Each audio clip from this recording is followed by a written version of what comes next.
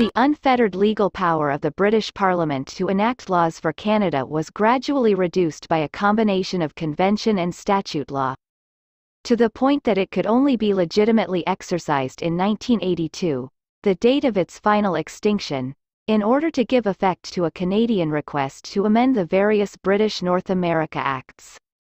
A convention against the unilateral exercise of the power dates at least from the Colonial Conference of 1887, where it was agreed that Britain should only legislate for a dominion with its consent. 12.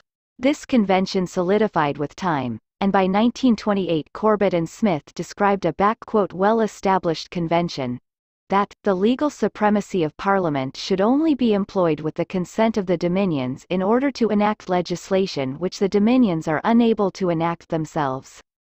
13. In the remarkable copyright owners case decided in 1958, the High Court of Australia relied in part upon the conventions restraining the legislative power of the British Parliament to rule that the Copyright Act of 1928 was not in force in Australia.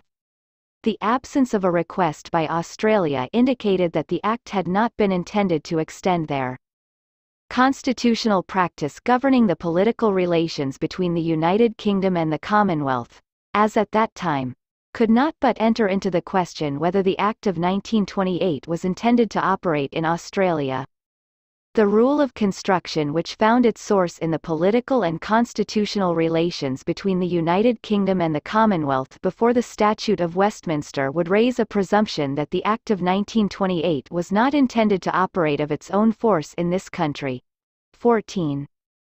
The 1929 Imperial Conference recommended that the British Parliament pass legislation which would further restrict the applicability of British law in the Dominions. These recommendations were approved by the Imperial Conference a year later and were embodied in the Statute of Westminster in 1931. Britain's legislative superiority was restricted by both the formulation of the existing convention in the preamble and in a further restatement of this rule in S.4 of this Act.